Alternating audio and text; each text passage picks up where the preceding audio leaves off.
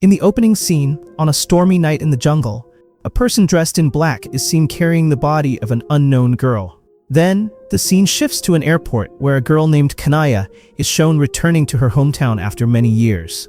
Her father, Ridwan, had come to pick her up, accompanied by a woman around Kanaya's age. Ridwan is a wealthy businessman by profession. His wife, Kanaya's mother, had passed away. The young and beautiful girl who had come with him was actually his second wife, Sophie. Naturally, Kanaya did not like the situation. As a result, she referred to her father's wife as a gold digger. That night, a welcome party was arranged for Kanaya, where her boyfriend, Teddy, was present. Ridwan did not like this, leading to a slight conflict between the father and daughter. At the party, Sophie drank excessively and started behaving strangely. At one point, she forcefully tried to kiss Teddy. Seeing this, Kanaya became furious, pushed Sophie into the swimming pool, and left the party in anger. Feeling upset over the whole incident, Kanaya drove her car recklessly towards the jungle. While driving through the dark forest, she accidentally hit something, causing her car to crash into a tree. The next thing she knew, she had woken up in a hospital. Due to the accident, Kanaya had suffered a severe head injury and had been unconscious for 2 days. She had been rescued from the accident site by Teddy. One day, when Kanaya heard strange noises from the bed next to her, she noticed an elderly woman lying there. At noon, Teddy took Kanaya outside the hospital for a walk. During their conversation, Kanaya asked Teddy whether he had found any other body at the accident site. However, Teddy said there was no one else except Kanaya. He told her that she had to stay in the hospital for a few more days to recover. Saying this, Teddy proposed to Kanaya, placing a ring on her finger. Overjoyed, Kanaya happily accepted the proposal. That night, Kanaya saw the elderly woman from the next bed wake up and leave the room. Curious, she followed her to an abandoned room but found no one there. Suddenly, when Kanaya turned around, she saw a female ghost and screamed in terror, only to wake up and realize it was a nightmare. The next morning, Kanaya learned that the elderly woman in the next bed had passed away that morning. Remembering her dream from the previous night, Kanaya felt uneasy. That night, she called Teddy and told him about her nightmares. Teddy reassured her, saying that the trauma from the accident was making her hallucinate. Kanaya said that she didn't want to stay in the hospital anymore, as most of the other patients had already been discharged. Teddy assured her, saying, "I'll come to pick you up tomorrow morning." After hearing this, Kanaya felt a bit disappointed but ended the call and started walking toward her room. Suddenly, a nurse called her from behind. When Kanaya turned around, she saw that the nurse was actually sleeping. Seeing this, Kanaya became terrified.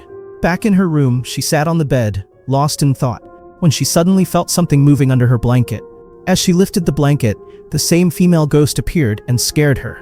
The next morning, Teddy arrived to take Kanaya home. Since Kanaya refused to go to her father's house, Teddy took her to her late mother's farmhouse. After arranging everything, Teddy left for some urgent work, while Kanaya started feeling more relaxed and began exploring the garden. There, she met a little girl named Mala, who was staring strangely at the second floor, as if she could see someone standing there. Frightened, Mala suddenly ran back home. Curious, Kanaya followed her and met Mala's mother, Mrs. Putri. Seeing Putri, Kanaya felt happy and started talking to her. During their conversation, Kanaya shared details about her accident. Upon hearing this, Putri warned Kanaya that the forest road where the accident happened was cursed, and no one ever went there.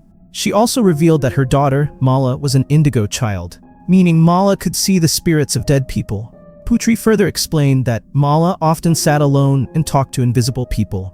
Initially, she had been scared of this, but over time, she had adjusted to it. Because Mala was different from other children, she had trouble fitting in, so Putri preferred to keep her at home most of the time.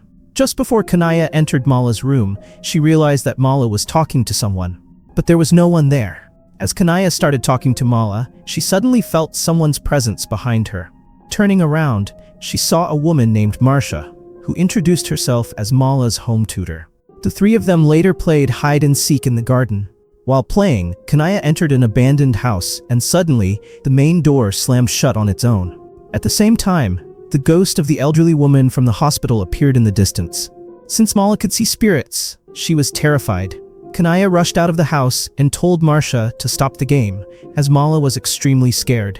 They then decided to return home. The scene then shifts to the hospital, where two nurses, Asi and Yo, are shown talking about Sister Mariam. Sister Mariam had not been coming to the hospital for some time. Just then, A call came from room 4, and they debated who should go, since the entire hospital was nearly empty. As Asi was the junior nurse, she was sent to check the room. Upon entering, she found no one inside. But then, she heard strange noises coming from the hospital morgue. Driven by curiosity, Asi entered the morgue, only to be terrified by the appearance of the ghostly woman. Hearing her screams, the hospital watchman rushed to help, but the ghost killed him. The scene then shifts back to Kanaya, who looked out of the window curtain and saw that Mala was staring at the second floor, as if someone was there. Just then, Kanaya received a video call from her friend. While walking around the garden and talking, her friend noticed something strange.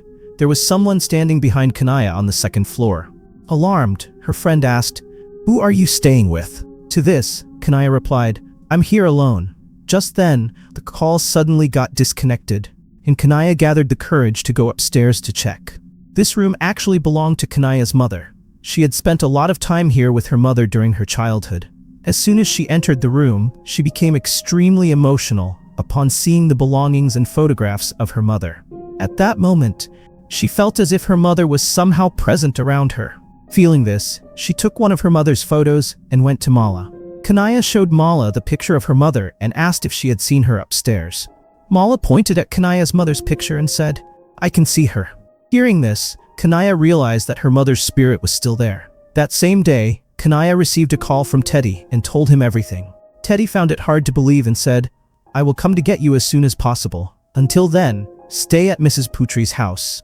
One day, when Kanaya, Mala, and Marsha were playing hide and seek, Mala and Marsha hid somewhere, and as Kanaya went upstairs to look for them, the door suddenly shut on its own. At that moment, she heard a voice from behind. Turning around, she saw her mother sitting there.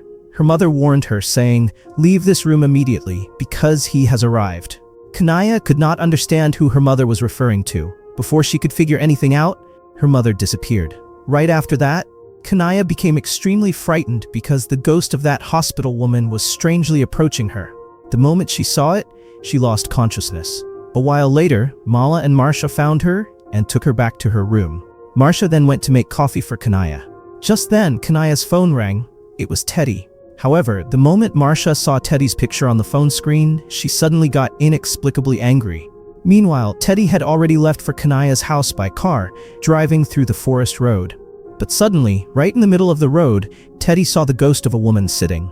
Just then, his car suddenly stopped. As Teddy stepped out of the car and started running, the ghost of the woman suddenly took control of the vehicle and struck Teddy with it, running over his legs. As a result, both of Teddy's leg bones were broken. On the other hand, Kanaya went looking for Marsha, but couldn't find her anywhere. Just then, she received a call from the hospital informing her about Teddy's accident. Kanaya rushed to the hospital and waited until Teddy regained consciousness. While waiting, Kanaya noticed the staff board of the hospital and was utterly shocked. Marsha's picture was there. She immediately called a nurse and asked, "Why is Marsha's picture here?"